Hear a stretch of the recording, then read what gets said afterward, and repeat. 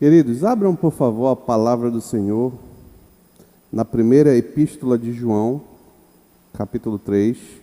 Nós vamos considerar os versículos 19 a 21 nesta noite.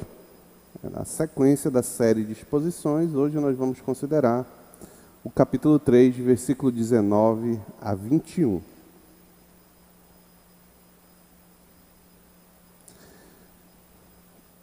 Irei fazer uma breve introdução. Conhecer a nossa realidade ou a realidade da nossa situação pode ser uma fonte de grande confiança. Vou repetir. Conhecer a nossa real situação pode ser fonte de grande confiança. Eu vou contar uma experiência que ilustra muito bem essa afirmação. Após concluir, no ano de 2007, o curso de Direito, em 2008, no final de 2007, início de 2008, eu fiz o exame da ordem, a OAB, fui aprovado, e no dia que eu fui receber, existe um evento em que você vai receber a sua carteira, e no dia que eu fui receber a minha carteira da OAB de advogado, aquele que seria o meu chefe durante 14 anos me ligou, me chamando para uma entrevista de emprego. E aí eu fui na entrevista, como eu disse, eu trabalhei lá, neste local, por 14 anos. Antes de lá eu vim para cá. E enquanto eu trabalhava lá, num escritório de advocacia, após aproximadamente 4 anos trabalhando lá, eu tive uma colega de trabalho que gostava de causar um tanto de intrigas com todos. E como é natural, um dia chegou minha vez, né? Não poderia passar isento. Eu era o alvo da vez dessa antiga colega de trabalho. E ela começou a espalhar ali no escritório que eu saía à tarde do escritório porque eu ficava conversando no horário de trabalho. O que não era verdade. Eu saía à tarde porque naquela época nós tínhamos um volume excessivo de trabalho. E um dia, depois de tanto ela causar essas intrigas, chegou a minha informação, a grave informação de que meu emprego estava por um fio. Qualquer coisa poderia gerar a minha demissão. Como eu nunca gostei muito de fofoca, eu resolvi, ao invés de ficar perguntando para um, para outro, eu fui direto com o chefe e pedi para que ele me informasse qual era a minha real situação no escritório em que eu trabalhava. Se havia algum tipo de insatisfação, se eu estava causando algum problema. Foi quando ele disse uma frase que me marcou. Até hoje eu nunca esqueço essa frase. É uma frase curiosa, mas foi uma frase que me encheu de coragem no trabalho. Ele disse assim: André, a não ser que tu des um soco na cara de um sócio ou um tapa na cara de uma sócia, teu emprego está garantido. Depois que ele disse aquilo, eu saí grandemente encorajado. Ou seja, eu não vou dar um soco em ninguém, nenhum tapa, então a minha situação está boa, né? Porém, para a minha famigerada colega de trabalho, o resultado dessa intriga não foi tão bom. 2 semanas depois desse fato, que eu ouvi esta frase, ela foi demitida por seu comportamento. Para mim, de outro lado, conhecer a minha real situação foi fonte de grande encorajamento. O texto que vamos considerar nesta noite revela a real situação daqueles que amam a seus irmãos. E esta realidade é fonte de muito encorajamento e confiança. Foi isso que eu tentei ilustrar de alguma forma.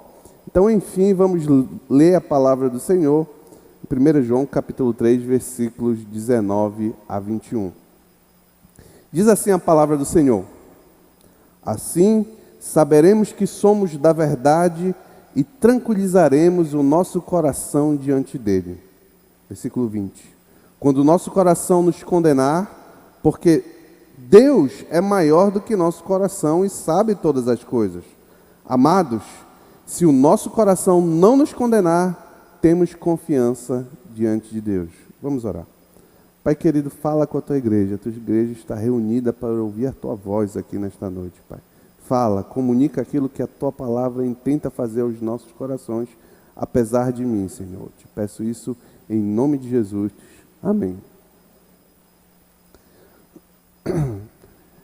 tenho repetido constantemente que um dos alvos desta epístola de João é lidar com falsos mestres que negavam a encarnação de Jesus e por isso negavam a encarnação de Jesus, defendiam uma dicotomia, ou seja, um contraste entre o material e o imaterial, como se o corpo fosse bom e a alma fosse, o corpo fosse mal, tudo que é material fosse mal e tudo que é espiritual fosse bom, que não é o ensino da Escritura, porque Deus, quando criou o mundo, e entenda-se por mundo ali em Gênesis, tanto o mundo material quanto o mundo espiritual, ele disse, isso é muito bom.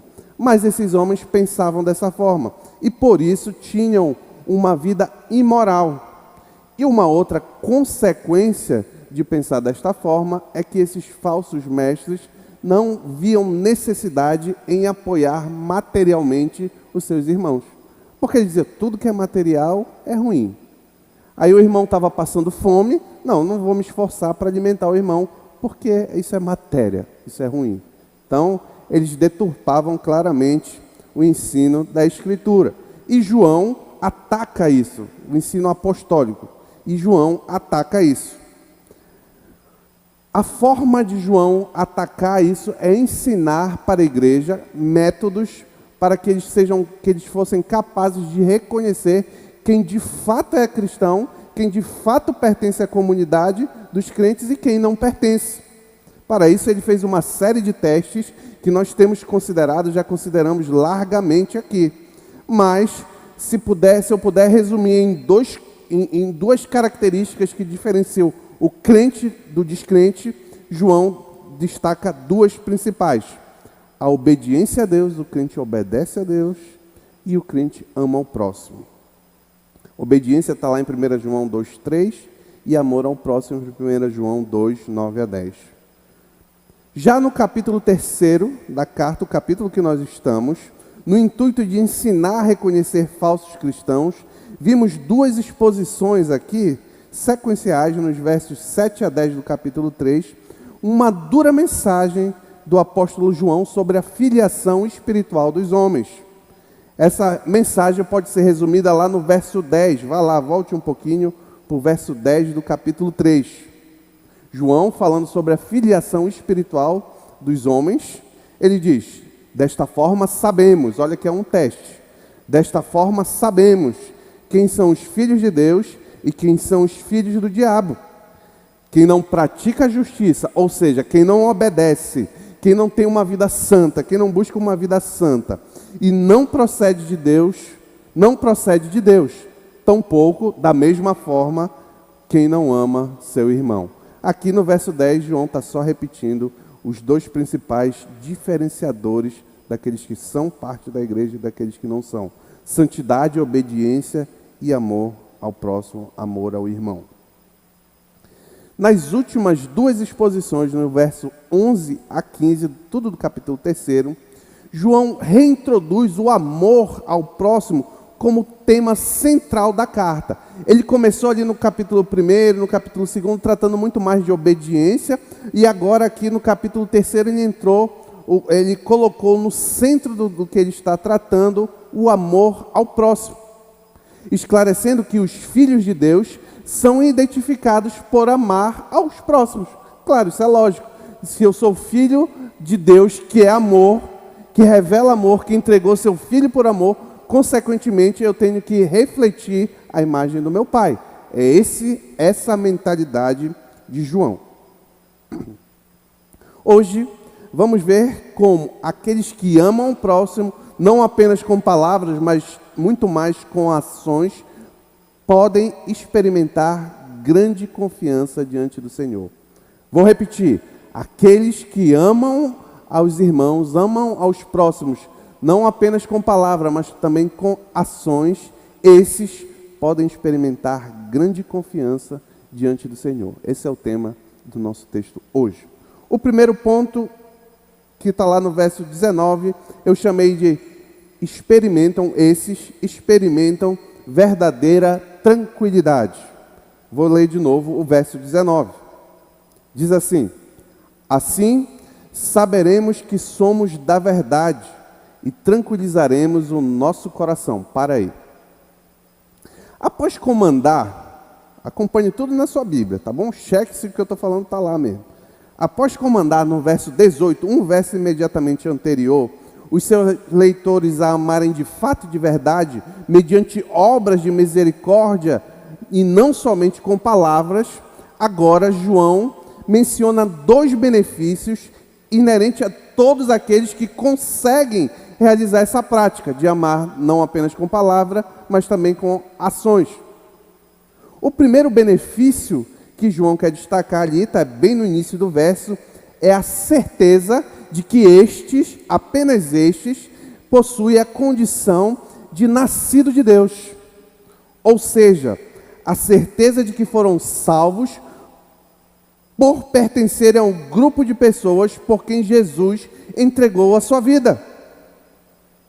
Pois apenas estes são capazes de expressar o amor bíblico. Apenas esses são da verdade. Está lá no início do verso. Assim, saberemos que somos da verdade. Se você expressa, já vou uma aplicação antecipada. Se você é capaz de expressar, tanto com palavras como com ações, amor ao próximo, se isso toca o seu coração, se você tem desejo e age dessa forma, então é uma prova, é isso que João está dizendo, assim você pode ter certeza que você é do que ele chama de a verdade, ou da verdade. Este termo, verdade, na carta de João, é usado para apresentar um contraste com as mentiras dos falsos mestres aos quais eu me referi. Assim, o que João diz é a verdade, e o que os mestres dizem e estavam tentando ensinar na igreja eram erros e mentiras. É por isso que João usa essa palavra verdade. No entanto, o conteúdo desta verdade nada mais é do que o puro e único evangelho do nosso Senhor Jesus Cristo. O evangelho que foi ensinado pelos apóstolos. Logo, ser da verdade, como João diz aqui, significa ter sido convertido pela fé no Senhor Jesus Cristo. Entenda isso. Você quer saber se você é um convertido do nosso Senhor Jesus Cristo? Pois expresse amor não só com palavras, mas também com ações. Aí você pode ter certeza. É isso que João está dizendo. O ponto aqui de João é destacar, ele não está chamando ninguém à salvação. Não é esse o ponto de João. João quer destacar quem pode ter segurança na salvação. Aqueles que praticam o verdadeiro amor bíblico. Agora, eu já falei 1000 vezes aqui que amor bíblico é o amor sacrificial, de servir. Porque Deus amou o mundo que entregou o seu Filho, para que todo aquele que nele crer não pereça e tenha a vida eterna. Amor bíblico envolve ação, é isso que a palavra nos ensina, em favor do próximo. É claro que o amor de Cristo, a ação que Cristo tomou, é muito maior do que a que nós podemos tomar, mas Cristo é o nosso alvo, o nosso paradigma. Agora, entendido tudo isso, existe uma implicação oposta. Do outro lado, esse texto revela uma difícil implicação negativa. Ninguém, preste atenção, ninguém pode trazer no íntimo a certeza da salvação caso esteja consciente de que não ama seus irmãos. Vou repetir porque essa frase é dura, mas é uma verdade bíblica. Ninguém pode trazer no íntimo a certeza de salvação caso esteja consciente de que não ama seus irmãos. Você pode estar pensando que ninguém diz isso. Eu não amo meus irmãos. Ninguém diz isso. É mais fácil dizer que ama. Mas note que João não está falando só apenas de falar e fazer. Mas pasmem, eu já atendi um membro desta igreja que foi na minha sala e disse que tinha muita dificuldade de amar o próximo. Na verdade, 2, não foi um, foram 2. tinha muita dificuldade de amar o próximo. Que não tinha vontade, não queria, não gostava, não se sentia bem com ninguém. Aí é um alerta gravíssimo. É um alerta gravíssimo. Ninguém pode ter certeza da salvação se não ama o próximo. Mais adiante, nesta carta, João vai desenvolver mais essa verdade em outros termos. Avança um pouquinho, vai lá em 1 João, capítulo 4, versículo 20. É um texto muito conhecido, mas que sustenta esta afirmação que eu acabei de fazer. Talvez você não tenha pensado nisso, mas essa afirmação é a mesma coisa em outras palavras. Lá em 1 João, capítulo 4, versículo 20. Diz assim: se alguém afirmar, eu amo a Deus, mas odiar seu irmão, é mentiroso, porque quem não ama seu irmão, a quem vê, não pode amar a Deus, a quem não vê. Ódio não é assim, eu quero matar o irmão, senão todo mundo, não, ninguém odeia ninguém, pelo menos imagino eu. Não, biblicamente, segundo João, ódio não é isso. Ódio é você não se importar com a necessidade do seu irmão, qualquer que seja a necessidade. Isso é ódio, segundo João. É muito mais o ato de ignorar do que o ato de querer atacar, querer o mal. É o ato de ignorar, de não se importar. Então, eu não estou falando, não estou inventando a roda aqui. Eu disse, em outras palavras, o que João acabou de dizer em 1 João 4,20. Segundo João, então, o convencimento interior de que somos de Cristo é fruto da consciência de que amamos generosamente nossos irmãos, inclusive materialmente, como o que nós vimos quando consideramos o verso 17 desse capítulo 3. Aqui, a causa, salvação, é conhecida pelo efeito. Vou repetir. A causa, salvação, é conhecida pelo seu efeito, amor ao próximo. Em outras palavras, porque amamos nossos irmãos, sabemos que fomos amados por Deus, a ponto de que Ele entregou seu Filho Jesus para nos salvar. Nas igrejas ali da Ásia, os falsos pregadores estavam disseminando que eles possuíam um conhecimento secreto, um entendimento, uma gnose, no grego, uma gnose secreta. E que a mensagem que os apóstolos ensinavam até era verdadeira, mas não era completa, porque eles tinham mais este conhecimento superior. João, porém, assegura a seus leitores que os atos concretos deles de amor é que eram a evidência de que eles eram da verdade. João não está dizendo uma verdade, está dizendo a única verdade, a verdade do Evangelho de Cristo, a verdade que é o próprio Senhor Jesus Cristo. Vocês são, em outras palavras, João está dizendo, vocês são de Cristo se amarem seus irmãos de palavra e ações. Em suma, resumindo tudo, quanto ao primeiro benefício, pela prática do amor fraternal, eles podiam ter segurança, confiança na salvação, e não por conhecimento intelectual, como ensinavam os mestres gnósticos. O segundo benefício daqueles que amam verdadeiramente é que esses podem andar tranquilamente na presença de Deus. Amar de fato e de verdade não só nos assegura que somos de Deus, como também deve nos tranquilizar diante dele agora e no futuro.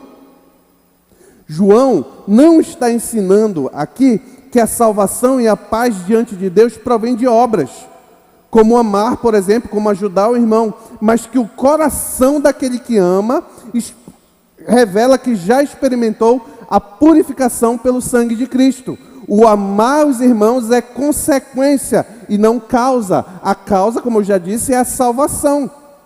É o que João vai nos ensinar também mais em detalhe lá na frente, no capítulo 4, versículo 10 a 11, outro texto conhecido. Diz lá, 1 João, capítulo 4, versículo 10 e 11. Diz assim a palavra do Senhor: nisto consiste o amor. Isso é o amor. Eu vou modificar aqui um pouquinho, para ficar mais clara a compreensão. Isso é o amor. Não que nós tenhamos amado a Deus, mas que Ele nos amou. Como? Agindo. Olha como Deus amou agindo. E enviou seu Filho como propiciação pelos nossos pecados. João, aí no verso 10, ele definiu, conceituou o amor. Isso é o amor. Que Deus enviou o seu Filho para a propiciação dos nossos pecados. Aí olha o 11. Amados, visto que Deus assim nos amou, nós também devemos amar uns aos outros. Primeiro Deus amou, olha a ordem do texto. Primeiro Deus amou e por isso, visto que assim Deus nos amou, nós também devemos amar uns aos outros. Consequência, não causa. Não pense que você vai amar todo mundo e é essa a razão que você vai para o céu.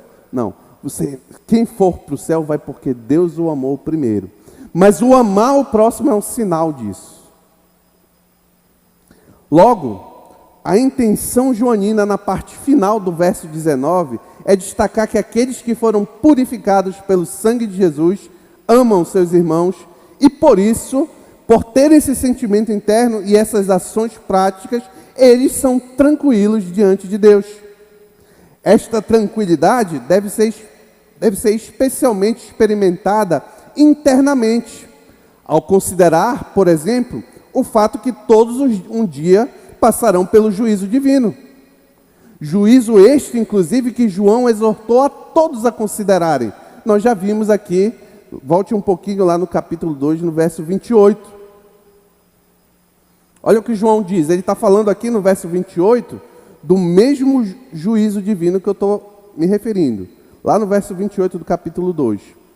Filhinhos, agora permaneçam nele, permaneçam em Cristo, para que, quando Ele, Cristo, se manifestar, tenhamos confiança e não sejamos envergonhados diante dele na sua vinda. Como saber que eu permaneço nele? Como ter consciência que eu não vou ser envergonhado na vinda do Senhor Jesus? É o que João está ensinando. Amando o próximo de ações, palavras e ações. Servindo ao próximo com a sua própria vida. Eu não estou falando só em dar dinheiro aqui, em bens materiais, não. Tem N formas de servir. Os irmãos estavam louvando e adorando aqui, usando seus dons e talentos para nos servir de alguma forma. É claro que o fim último deve ser sempre a glória de Deus. Mas quem não é edificado por um louvor desse? De alguma forma esses irmãos estão nos servindo. Então, existe N possibilidades, tá certo? Logo, tranquilizar o coração é um processo pelo qual olhamos para a nossa consciência e somos convencidos que pelo perdão obtido mediante o sangue de Jesus Cristo, somos absolvidos de culpa e estamos em paz com Deus. É olhar para dentro de si e enxergar que você é um salvo, um regenerado em Cristo Jesus, e você pode ter certeza disso porque você ama. E você ama porque você foi amado primeiro. É este o ensino. Aqui tem algumas lições para mim e para você. Primeiro, vou fazer algumas perguntas. Quando examinamos o nosso coração, ou seja, as nossas vontades, aquilo que nos alegra, aquilo que nos entristece, com que você gasta o seu tempo, com que você gasta o seu dinheiro, a forma como você procede como um discípulo de Jesus, você encontra paz, você encontra consciência limpa e tranquilidade quando você olha para dentro do seu coração e se avalia como seguidor de Jesus Cristo? Se sua resposta foi sim, você pode ter certeza de que não está se enganando se encontrar no seu coração o desejo de amar os seus irmãos e assim fazê-lo. Até mesmo em nossa conversão, nós não temos motivos para confiar se não reflete em nós o caráter amoroso do Senhor Jesus. Agora, se você respondeu as primeiras perguntas que eu fiz e a sua resposta foi não, pois você tem mais razões para temer do que para confiar quanto ao seu futuro eterno. Como consequência, graças a Deus que há esperança. Se arrependa dos seus pecados, creia no Evangelho do nosso Senhor Jesus Cristo e que o amor de Cristo na cruz do Calvário seja constrangedor para o seu coração. Porque assim como Ele me amou, de forma que se entregou, morreu na cruz, foi humilhado, sofreu a ira de Deus, eu tenho que refletir isso no meu coração. Se esse amor de Cristo não constrange o seu coração, não constrange o meu coração, pois então nós temos muito mais razões para temer o juízo divino do que para estar confiante. Você pode ser membro dessa igreja há 50 anos, há 80 anos, há 1 ano, há 2 anos. Isso não quer dizer nada se o amor de Cristo não lhe constrange a amar também. Pode ser pastor como eu, se o amor de Cristo não me constrange a amar, não quer dizer nada.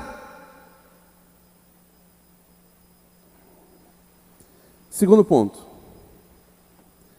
Esses que amam de palavra e ações experimentam o juízo da consciência.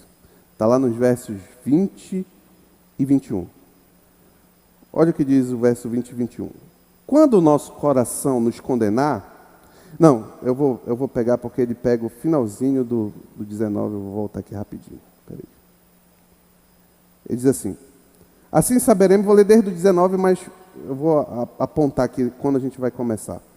Assim saberemos que somos da verdade e tranquilizaremos o nosso coração diante dele, tá certo? Vamos lá.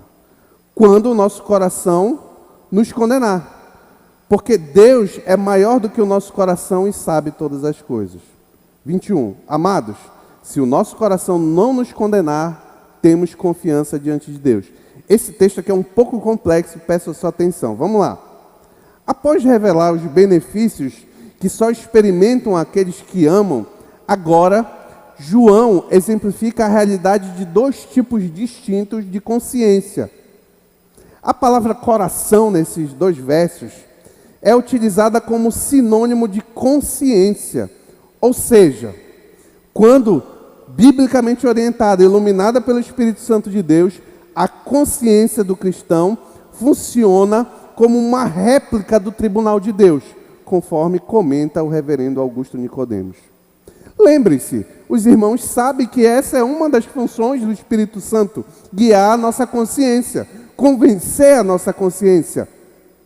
É o que João vai dizer lá no seu Evangelho, capítulo 16, versículo 8. Quando ele vier, o Consolador, convencerá o Consolador, o Espírito Santo, convencerá o mundo do pecado, da justiça e do juízo. Então, aquele que é crente, ele tem a consciência guiada pelo Espírito Santo de Deus.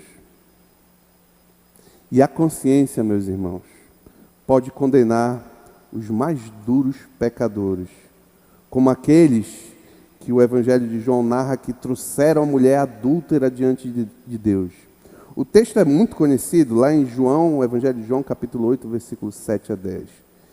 Trouxeram uma mulher adúltera diante do Senhor, pronto para apedrejá-la. E a parte que eu destaquei diz isso aqui. Visto que continuavam a interrogá-lo, Jesus se levantou e lhes disse, se algum de vocês tiver sem pecado, seja o primeiro a atirar pedra nela. Inclinou-se Jesus novamente e continuou escrevendo no chão. Os que ouviram foram saindo, um de cada vez, começando pelos mais velhos. Só Jesus ficou com a mulher em pé diante dele. Por que esses homens saíram? O que fez esses homens saírem? Foi a consciência pesada. Pecadores impenitentes cuja a consciência pesou. Eles olharam para si e enxergaram, opa, eu tenho pecado, então eu não posso ficar diante dela.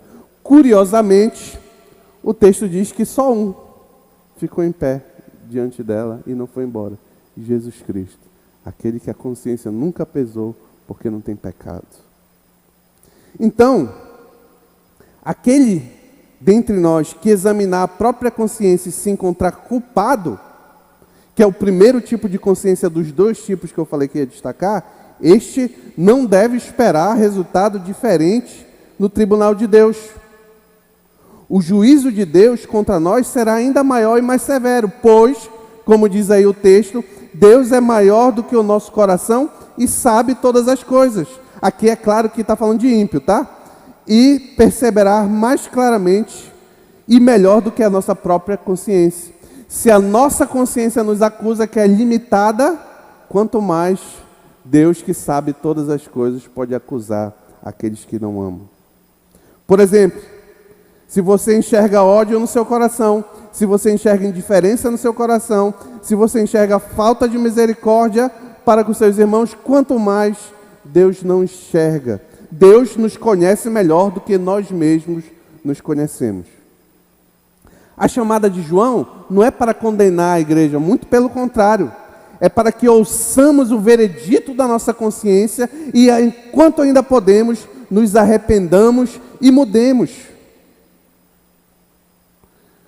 João Calvino diz: aquele que jaz condenado pela própria consciência não escapará ao juízo de Deus.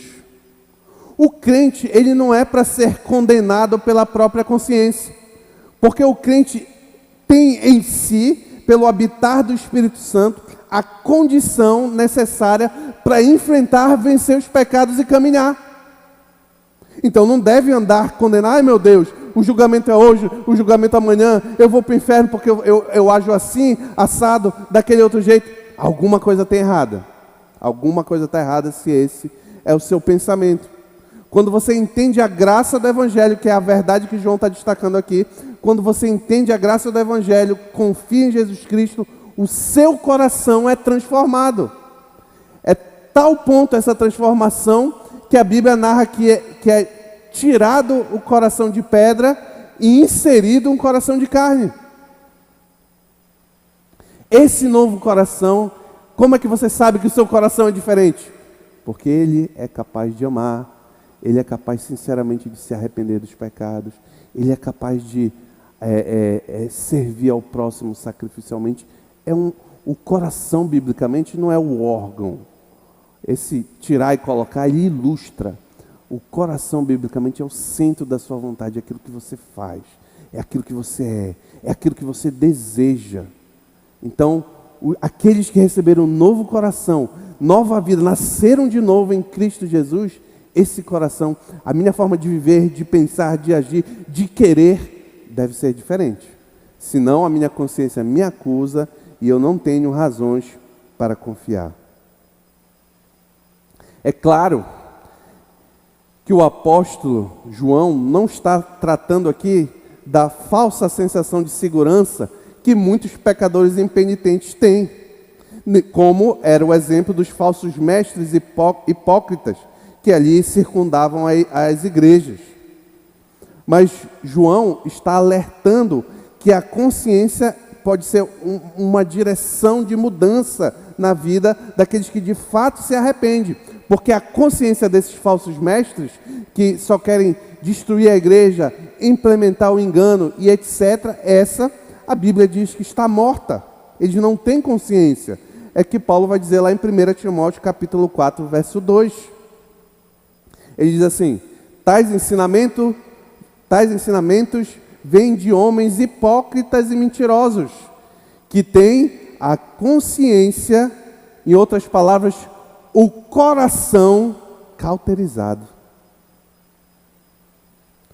A esses falsos mestres não há nenhum tipo de confiança diante de Deus, pois esta bênção de andar tranquilo e confiante de Deus está somente para aqueles que o coração revela obediência a Deus e amor ao próximo. Como pode um herege amar a Deus? É impossível. Como pode aquele que vai contra a palavra de Deus, contra a vontade de Deus, que não busca obedecer a Deus, e mais, tenta enganar a igreja, tenta enganar as pessoas, como pode esse amar a Deus? É impossível. E não sou eu que estou dizendo isso.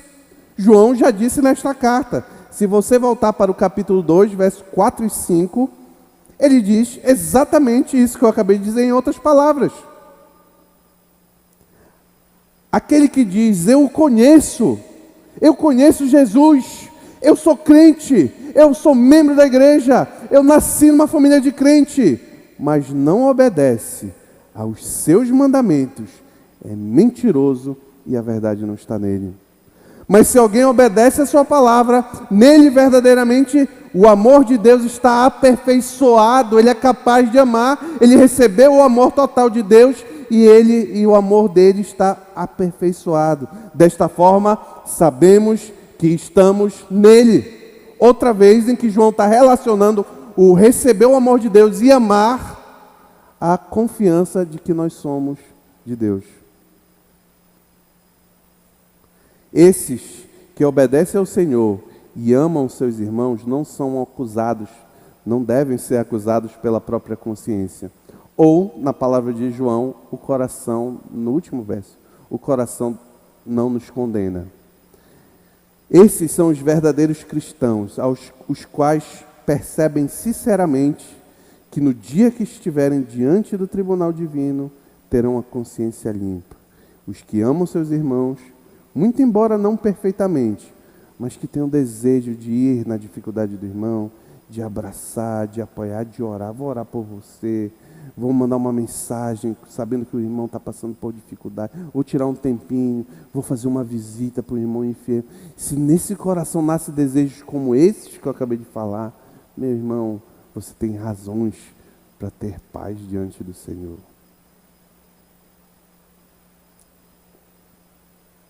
Os verdadeiros cristãos têm o testemunho da própria consciência de que amam a seus irmãos na fé. Mesmo que de forma imperfeita, essa consciência lhes dá confiança diante de Deus. Aqui uma pergunta muito importante, que eu imagino que todo mundo já refletiu alguma vez sobre isso, se não refletiu, deveria refletir. Alguma vez você já considerou estar diante de Jesus? Face a face. Assim como eu estou diante do meu irmão Marcão aqui, está diante de Jesus. Você já considerou?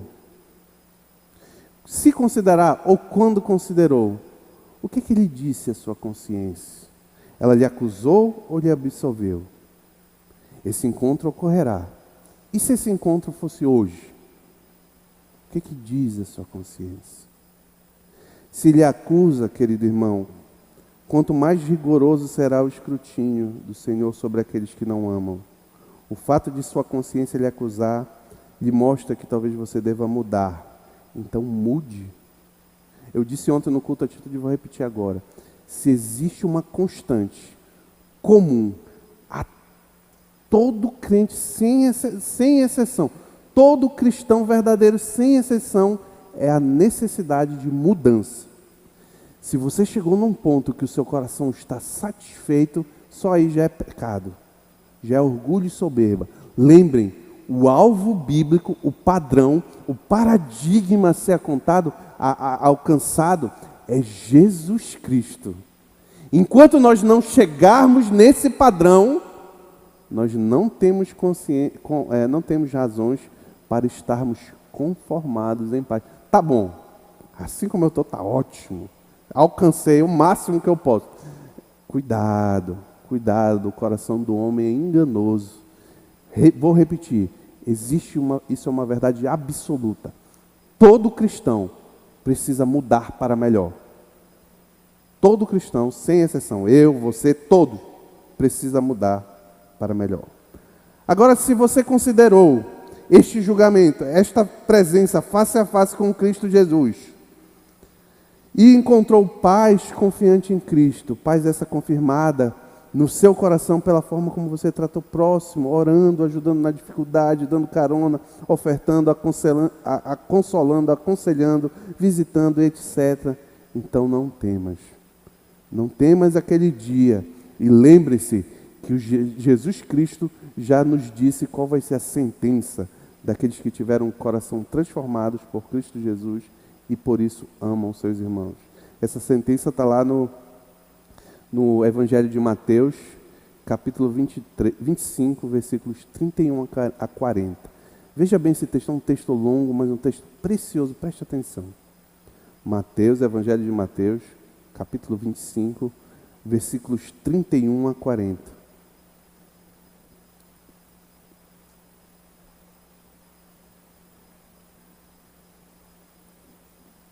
Diz assim o nosso Senhor Jesus Cristo: quando o Filho do Homem vier em sua glória, com todos os anjos, assentar-se-á em seu trono na glória celestial.